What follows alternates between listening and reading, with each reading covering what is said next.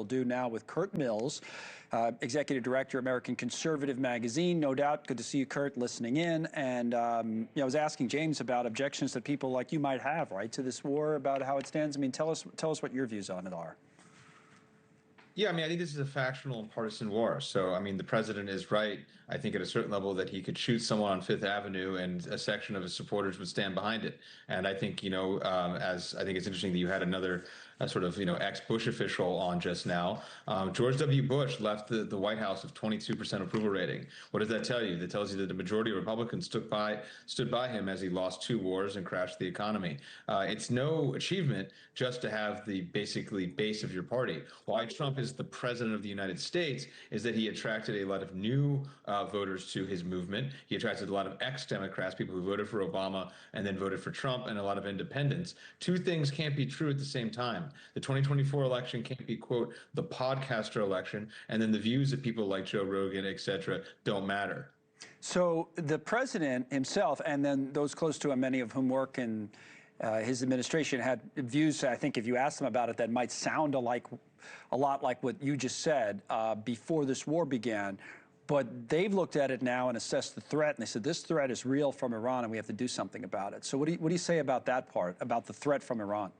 Well, they claim the threat is not real. They claim that it's imminent. And then they claim that imminent is 47 years going. I mean, that's news to everybody who survived the 1980s, 1990s, 2000s, and 2010s without being killed by an Iranian missile. Right. Well, a lot of Americans were killed by Iranians, particularly in Iraq in the recent conflict there. There were the Marines that were killed years ago. It's not like the Iranians haven't tried to take out Americans over those 47 years. They were killed because we were in Iraq, which I think most people can see was a mistake. They weren't killed on the U.S. homeland. And so there's a conflation of activities by the IRGC during the Iraq war with their proxies, the Shia militias in Iraq, with an actual threat to the U.S. homeland. And the war hawks are basically making the case that ballistic missiles can reach the United States imminently, and that's just not true. I guess what I'm getting at is that it doesn't seem like there's an argument to be made, unless you want to make it, that there's a bunch of good guys in Iran, and we should just let them be as they are. I'm asking if there was an alternative to this in terms of how you deal with Iran, or would you have just let it lie? I mean, we were letting it lie. I mean, the reality is that you don't have to believe that there are a bunch of good guys to just let it lie. I mean, do we think the leadership of most of sub-Saharan Africa are a bunch of good guys? Do we think the leadership of most of Central Asia, which by most measures are autocracies, authoritarian countries, do you think they were good guys? I think there's tough regimes that aren't exactly Jeffersonian democracies around the world, and we don't use U.S. force of arms, and we don't wreck the world economy to try to do regime change. And the last point that I did find interesting, I know you addressed it a little bit at the beginning, but I want to dig in a little bit more. I'm not surprised to hear you say this. I heard it from a bunch of conservatives. I've heard the argument before.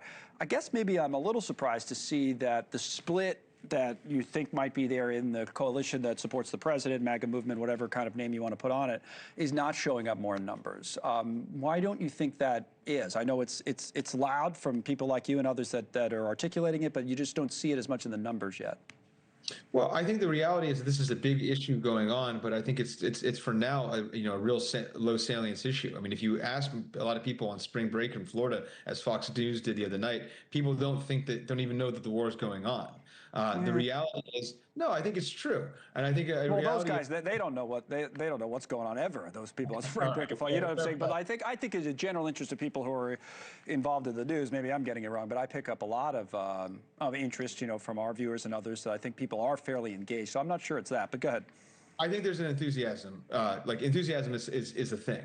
And so if you call someone up and they ask them, do you approve of the Trump administration? Are you glad that Trump's the president instead of Kamala Harris? Plenty of people are going to say yes. It doesn't mean that they're super, psyched for this war. And I would indicate the counterfactual. What if President Trump did do a deal with the Iranians? If he had done one in February and what if he does one in April? I think supermajorities of the Republicans will stick by him. I think Trump has broad support and trust from his party, but it doesn't mean that running a war that is gambling with the world economy and only has 35% of American support, that doesn't mean that's a prudent course of action. Curt Mills, thank you, Curt. Thanks to James Robbins as well. Conversation continues.